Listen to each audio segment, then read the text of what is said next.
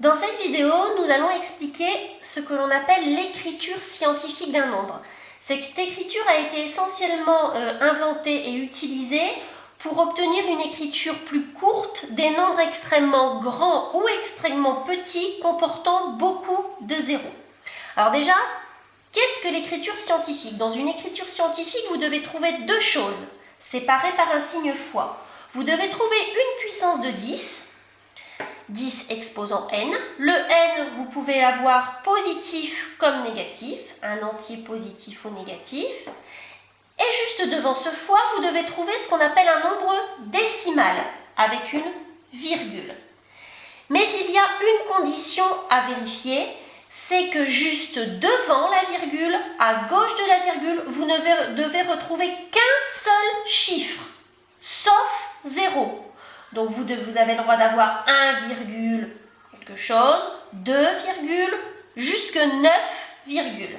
À partir de 10, ça ne conviendra pas puisque 10 est composé de deux chiffres. Aucune condition pour les chiffres derrière la virgule. Autrement dit, je vous montre ces 4 exemples. Pourquoi est-ce une écriture scientifique? Nous avons un nombre décimal. Il n'y a qu'un seul chiffre avant la virgule, 2, et une puissance de 10 avec un exposant négatif. Ici, on pourrait croire que la définition n'est pas vérifiée, mais je vous rappelle que 7, c'est la même chose que 7,0. Un nombre entier est donc un nombre décimal. Une puissance de 10, c'est donc ces deux écritures sont bien des écritures scientifiques. Les deux autres exemples. Dans ce premier exemple, ce qui ne fonctionne pas, c'est que j'ai 81,2. J'ai deux chiffres avant la virgule. Ce n'est donc pas une écriture scientifique.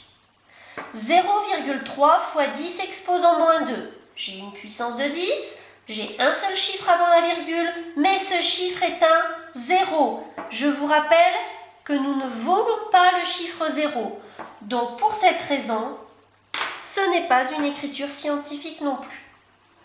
Alors, prenons le petit exercice. Il s'agit de donner l'écriture scientifique de nombres existants.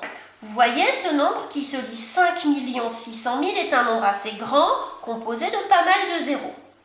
La première chose à vous demander, c'est où se trouve la virgule dans ce nombre entier. Nous le savons, dans un nombre entier, la virgule est située à la fin, elle ne se voit pas. Pour respecter la définition de l'écriture scientifique, nous aimerions que cette virgule soit placée ici, entre le 5 et le 6, pour qu'il n'y ait qu'un seul chiffre avant la virgule, et donc pour obtenir 5,6. Je vous propose donc de compter de combien de rangs nous devons nous déplacer pour passer de ce rang à ce rang. Attention, je ne vous demande pas de compter le nombre de zéros, mais le nombre de rangs à franchir. Donc on compte. Un rang, 2, 3, 4, 5, 6. J'ai eu besoin de me déplacer de 6 rangs, ce qui se traduit par un fois 10 exposant 6. Pourquoi une puissance d'exposant positif? Puisqu'au départ, nous avions un très grand nombre. Ensuite, on gomme en général les virgules si vous avez eu à les tracer pour compter les rangs. Même chose pour ce nombre qui est un nombre extrêmement petit. La virgule, par contre là, vous la voyez. Elle est placée ici. Nous aimerions la placer ici pour obtenir le nombre 3,8 qui correspondrait à une écriture scientifique. Nous allons donc compter les rangs entre celui-ci et celui-ci. Donc je suis là. 1, 2, 3, 4, 5, 6, 7, 8. Je me suis cette fois-ci déplacée de 8 rangs vers la droite, 10 exposant moins 8. Ce moins 8, cet exposant négatif, se justifie puisqu'au départ, nous avions un nombre extrêmement petit. N'oubliez pas de gommer les virgules si vous les avez tracées pour compter les rangs. Autre exemple qui reprend un des paragraphes précédents de la leçon. 7 micromètres. Le 7 me convient, rappelez-vous, le 7 est un nombre décimal puisque c'est 7,0. Sauf que je n'ai pas de puissance de 10. Souvenez-vous, micro se traduit par x10 exposant moins 6. Nous l'avons vu dans le paragraphe précédent, l'unité étant le mètre.